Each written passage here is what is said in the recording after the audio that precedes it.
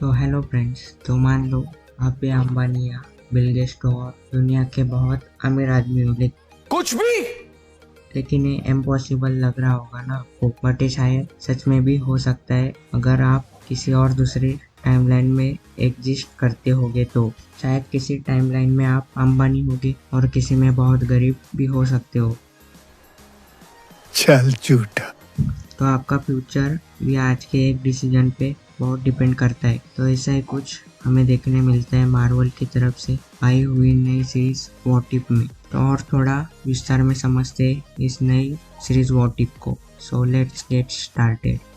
इस सीरीज में हमें देखने मिलता है कि एमसीयू के मूवीज में अगर कुछ सुपर हीरो ने कुछ अलग डिसीजन लिए होते तो क्या होता। एमसीयू के मूवीज में अगर सुपर हीरो किसी इवेंट में फंसे हुए जैसा हमने एमसीयू के मूवीज में देखा, तो वैसा अगर ना होता तो उसके बदले और क्या हो सकता था, ये सब हमें इसमें देखने मिलता है। तो अगर आपने ये सीरीज अब तक नहीं देखी तो सबसे पहले आपको एक हिंट दे देता हूँ, शायद उससे आपको ये सीरीज देखते टाइम उसे समझने में आसानी भी हो सकती है और शायद ये छोटा सा स्पॉइलर भी हो। तो व्हाट इफ के ऑलमोस्ट हर एपिसोड में हमें अलग अलग टाइमलाइन की कहानी दिखाई है। जैसे कि एक एपिसोड में हम कैप्टन कार्टर की स्टोरी देखते तो के अलग एपिसोड में हम देखते हैं कि ब्लैक पैंथर ही स्टार लॉर्ड बना हुआ है, लेकिन ये दोनों भी एक टाइमलाइन में एग्जिस्ट नहीं करते। अलग अलग टाइमलाइन की कहानी उसमें दिखाई गई है। ऐसा करते करते उन्होंने आगे जो एंड दिखाया वो सबसे जबरदस्त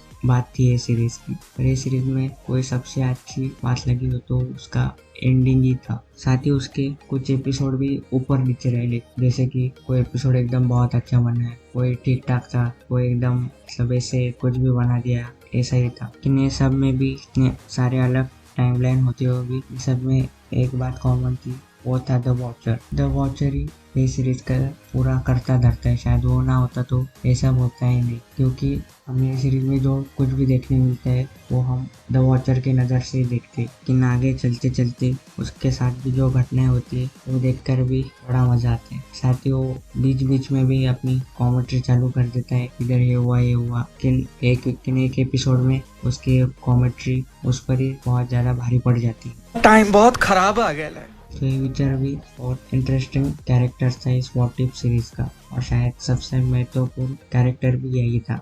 लेकिन इसके बीच के कुछ एपिसोड में भी बहुत सारे प्लॉट होल्स भी थे, जिससे कि हमें बहुत सी बातों का आंसर मिलने से पहले हमारे मन में बहुत सारे क्वेश्चन आ जाते। शायद उसमें मार्वल वाले और अच्छी तरह से वर्क कर सकते थे।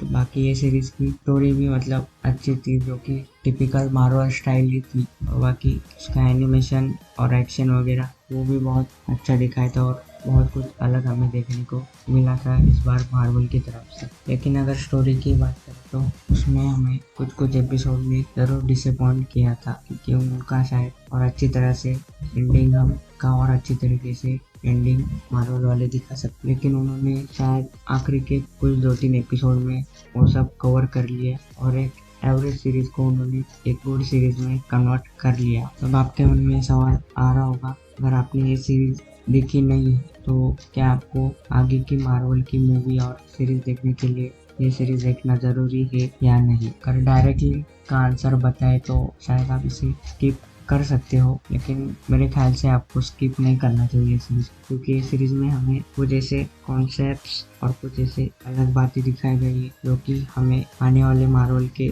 मूवीज में भी देखने मिल सकती, जैसे कि एक ही टाइमलाइन में सेम 2 सुपर हीरोज का एग्जिस्ट करना। जैसे कि हमने एक एपिसोड में देखा था कि एक ही टाइमलाइन में हमने 2 डॉक्टर स्ट्रेंज देखे थे। ऐसा कुछ आने वाले मूवीज में भी देखने मिल सकता है किसी और सुपर हीरोज के साथ, या शायद डॉक्टर स्ट्रेंज के साथ ऐसा हो भी सकता है। लेकिन तो वो आपको थोड़ा अच्छे से समझने के लिए व्हाट इफ देखा तो शायद बेटर होगा, क्योंकि आपको बेसिक्स उसका पता होगा और थोड़ी बहुत आइडिया भी आपको उसके बारे में ज़रूर होगी। तो आप भी मुझे ज़रूर बताना कमेंट सेक्शन में आपको ये सीरीज कैसी लगी और आपके क्या थॉट्स है इस सीरीज पे, और आपका कौन सा एपिसोड इसमें फेवरेट था।